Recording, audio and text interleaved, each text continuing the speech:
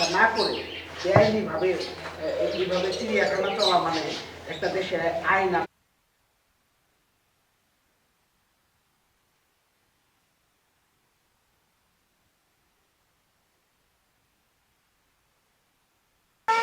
ময়মনসিংহ নগরীর জয়নাল আবেদীন পার্কেই এই মিনি চিড়িয়াখানা প্রায় 15-16 বছর আগে এখানে গড়ে ওঠে। এখানে অনেক ধরনের পশু পাখি এখানে রয়েছে, বিভিন্ন ধরনের প্রাণী এখানে রয়েছে।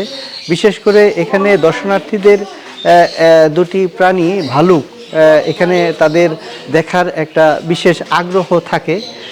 এই ভালুক দুটি পাশাপাশি থাকায় এখানে প্রায় 2.5 মাস আগে এই ভালুক অসুখে আক্রান্ত হয়, তারা আহত হয় এবং এক পর্যায়ে তারা একটি ভালুকের পায়ে মারাত্মক আঘাতপ্রাপ্ত হয় এবং পরবর্তীতে সেটি পচন ধরে যায় এবং সেটি আক্রান্ত হওয়ার ফলে এখানে অসুস্থ অবস্থায় এখানে পড়ে থাকে। এখানকার যারা কর্মী রয়েছেন, এখানে যারা এই চিড়িয়াখানাটি পরিচালনা করছেন, তারা স্থানীয় কৃষি বিশ্ববিদ্যালয়ের একজন ডাক্তারকে তারা এখানে এই ভালুকটি দেখিয়েছেন এবং চিকিৎসার জন্য ব্যবস্থা করাচ্ছেন।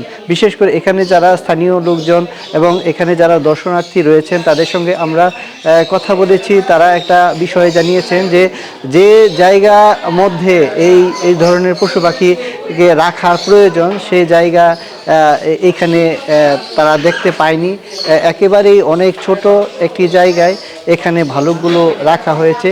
যদিও এই ভালুকগুলো অনেক ছোট সময় তাদেরকে এখানে আনা হয়, পরবর্তীতে তারা এই ভালুকগুলো বড় হয়, কিন্তু এই জায়গার অবস্থা তেমনভাবে বর্ধিত করা হয়নি।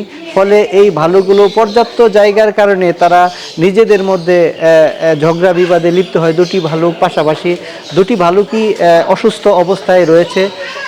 সম্প্রতি ডাক্তার এখানে এসেছেন এবং এই ভালুক দুটি দেখেছেন এবং আক্রান্ত যে ভালুকটি দারুণভাবে অনেক আক্রান্ত সেই ভালুকটি এবং যেটি বর্তমানে কিছুটা ভালো পর্যায়ে রয়েছে সেই ভালুকটি আলাদাভাবে রাখার পরামর্শ দিয়েছেন এখানকার যারা কর্মী রয়েছেন তাদেরকে।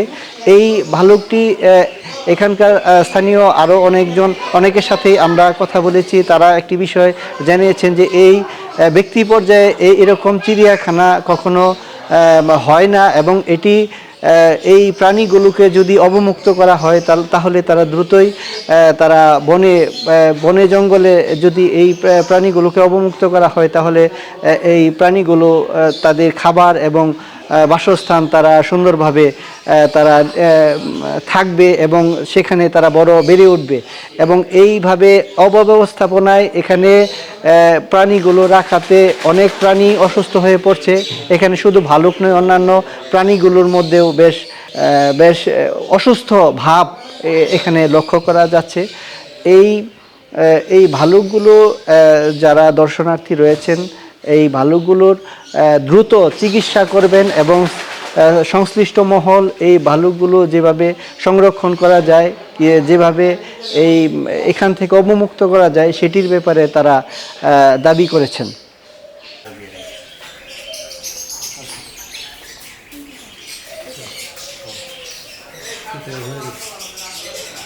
বাংলাদেশ